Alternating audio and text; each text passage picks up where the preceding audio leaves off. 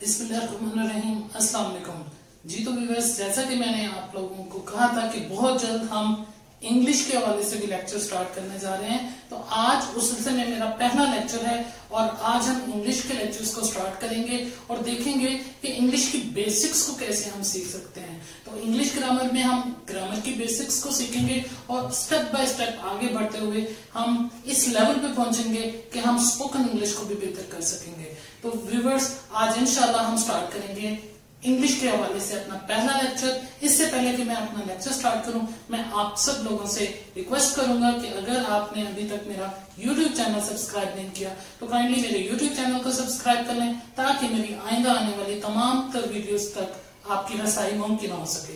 तो व्यूअर्स, आज का हम लेक्चर स्टार्ट करते हैं। तो इस लेक्चर को स्टार्ट करने से पहले व्यूअर्स, मैं आपको बताता चलूं, बहुत से लोग ये सोच रहे होंगे कि मैं इंग्लिश का लेक्चर स्टार्ट करने जा रहा हूं और मैं उर्दू में बोल रहा हूं। तो मैं आप लोगों को बताता चलूं व्यूअर्स कि हम स्टार्ट जब लेंगे अपने इंग्लिश के लेक्चर्स का, तो मैं स्टार्टिंग चूंकि बेसिक से लूंगा, बहुत ज्यादा बेसिक चीजों को हम स्टार्ट करेंगे, तो लिहाजा मैं उर्दू में लेक्चर डिलीवर करूंगा, क्योंकि जो एक्सपर्ट्स हैं वो ये कहते हैं कि अगर हमने कोई चीज समझनी है तो सबसे ज्यादा बेहतर अंडरस्टैंडिंग जो होती है बेसिक्स की, सबसे ज्यादा बेहतर अंडरस्टैंडिंग जो है हमें अपनी मदर टंग में, अपनी नेशनल लैंग्वेज में होती है। लिहाजा मैं कोशिश करूंगा कि आप लोगों को बेसिक्स के जितने भी टॉपिक्स हैं वो उर्दू में लेक्चर डिलीवर करके सिखाऊं, ताकि आप सब लोगों को बेसिक्स क्लियर हो जाए। जब आप लोगों को बेसिक्स क्लियर हो जाएंगी तो इंशाल्लाह कमिंग लेक्चर्स जब बेसिक्स के बाद के लेक्चर्स होंगे तो उन लेक्चर्स के अंदर हम मिक्सचर ऑफ लैंग्वेजेस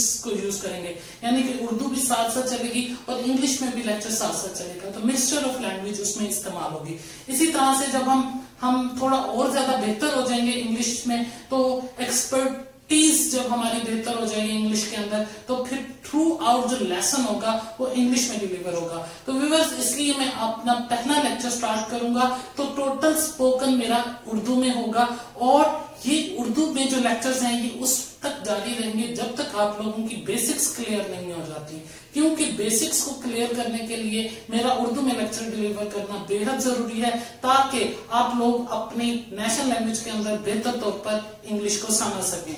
तो व्यूअर्स, स्टार्ट करते हैं। आज का हमारा पहला लेक्चर है इंग्लिश के हवाले से, इंग्लिश की बेसिक्स को समझने के लिए, और वो है पार्ट्स ऑफ स्पीच। तो टॉपिक है हमारा parts of speech. Part of speech क्या होता है, आज हम इसको डिस्कस करेंगे।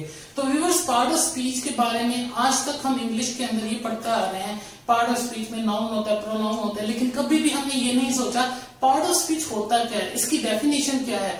हमसे कोई पूछ लेता है इंग्लिश के अंदर कि पार्ट ऑफ स्पीच क्या है, तो हम बता सके उन्हें। तो व्यूअर्स, पार्ट ऑफ स्पीच के हवाले से मैंने व्हाइट बोर्ड पे अगर फोकस करें तो मैंने एक डेफिनेशन लिखी हुई है, उसको रीड करते हैं। इसमें कहा गया है, according to their use and the work they do in a sentence, words are divided into different kinds और classes that are known as part of speech.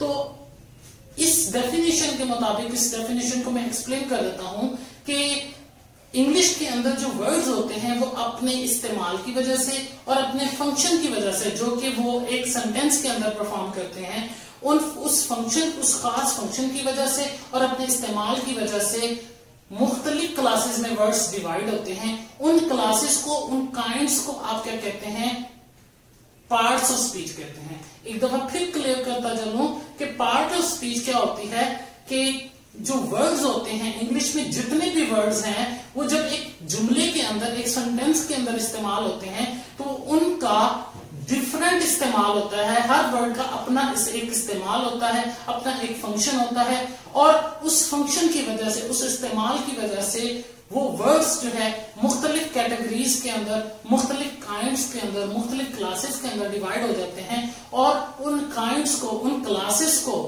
उन टाइप्स को हम क्या कहते हैं, पार्ट्स ऑफ स्पीच कहते हैं इंग्लिश में। और ये पार्ट्स ऑफ स्पीच कितने हैं, ये टोटल 8 पार्ट ऑफ स्पीच है।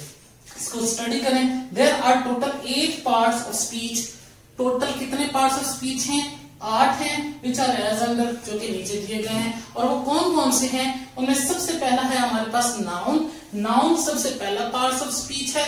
उसके बाद सेकंड नंबर पे प्रोनाउन है, प्रोनाउन हमारा सेकंड पार्ट ऑफ स्पीच है। थर्ड एडजेक्टिव है हमारे पास।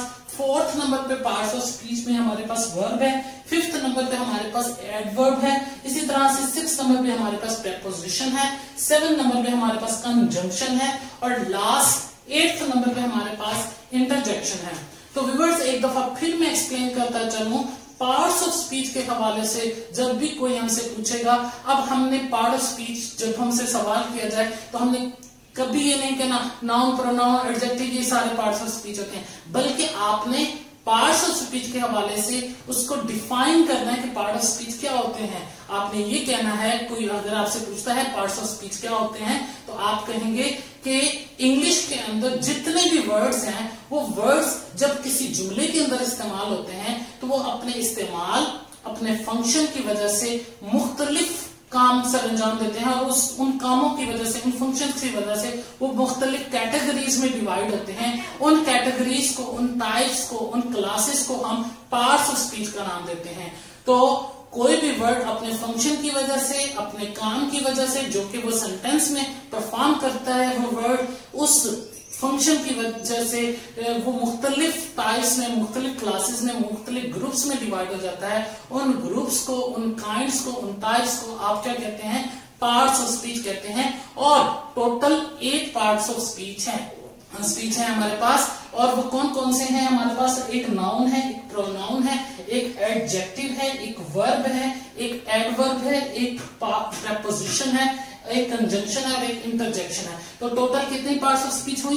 8 पार्ट ऑफ स्पीच हुई। पार्ट ऑफ स्पीच क्या है कि वर्ड्स इंग्लिश के अंदर जितने भी वर्ड्स हैं वो जब एक जुमले में यूज होते हैं तो हर वर्ड का एक अलग फंक्शन होता है, एक अलग काम होता है। तो वो वर्ड अपने फंक्शन की वजह से, अपने काम की वजह से मुख्तलिफ कैटेगरीज में, मुख्तलिफ काइंड्स में या मुख्तलिफ ग्रुप्स में डिवाइड हो जाता है।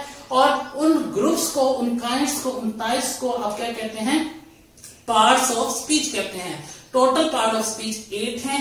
8 कौन कौन से हैं? एक नाउन हो गया, एक प्रोनाउन हो गया, एक एडजेक्टिव हो गया, एक वर्ब हो गया, एक एडवर्ब हो गया, एक प्रपोजिशन हो गया, एक कंजंक्शन हो गया और एक इंटरजेक्शन हो गया। तो व्यूअर्स अब से आपसे कोई भी शख्स अगर पार्ट्स ऑफ स्पीच के बारे में पूछता है तो आपने जवाब में सिर्फ और सिर्फ पार्ट्स ऑफ स्पीच के नाम नहीं लेके बता देना, बल्कि बताना है कि पार्ट्स ऑफ स्पीच क्या होते हैं। कि वर्ड्स जो है इस इंग्लिश के अंदर जितने भी वर्ड्स हैं वो जब एक जुमले में यूज होते हैं तो हर वर्ड का एक अपना फंक्शन होता है। क्योंकि हर वर्ड का एक अपना फंक्शन होता है, इसीलिए वो हर वर्ड एक अलग कैटेगरी के अंदर, हर वर्ड एक अलग टाइप के अंदर, काइंड के अंदर, एक ग्रुप के अंदर डिवाइड हो जाता है। उन टाइप्स को, उन ग्रुप्स को, उन कैटेगरीज को आप क्या नाम देते हैं? पार्ट्स ऑफ स्पीच का नाम देते हैं। और उन पार्ट्स ऑफ स्पीच में टोटल कितने पार्ट्स ऑफ स्पीच हैं? 8 हैं। 8 पार्ट ऑफ स्पीच में पहला नाउन है, दूसरा प्रोनाउन है, तीसरे नंबर पे एडजेक्टिव है, फिर आपके पास वर्ब आ जाता है, एडवर्ब आ जाता है, एडवर्ब के बाद आपके पास आ जाता है प्रेपोजिशन, प्रेपोजिशन के बाद कंजंक्शन, फिर उसके बाद इंटरजेक्शन। तो व्यूअर्स इस तरह से करके हमारे पास टोटल 8 पार्ट ऑफ स्पीच मुकम्मल होते हैं। तो इंशाल्लाह व्यूअर्स हम अपने लेक्चर नंबर 2 के अंदर ये सीखेंगे कि नाउन क्या होता है और नाउन की कितनी टाइप्स होती हैं। तो इंशाल्लाह कमिंग लेक्चर्स के अंदर हम इन 1 बाय 1 हम इन सारे पार्ट्स ऑफ स्पीच को इन डिटेल डिस्कस करेंगे। व्यूअर्स मैं उम्मीद करता हूं कि आज का ये जो लेक्चर था, जो कि इंट्रोडक्शन पे मुश्तमिल था, किस चीज के इंट्रोडक्शन पे मुश्तमिल था? पार्ट्स ऑफ स्पीच के इंट्रोडक्शन पे मुश्तमिल था, वो आप लोगों को बेहतर तौर पर समझ आ चुका होगा। इंशाल्लाह हम नेक्स्ट लेक्चर के अंदर इन पार्ट्स ऑफ स्पीच को 1 बाय 1 इन डिटेल डिस्कस करेंगे। तो इंशाल्लाह नेक्स्ट लेक्चर में मिलते हैं। Thank you.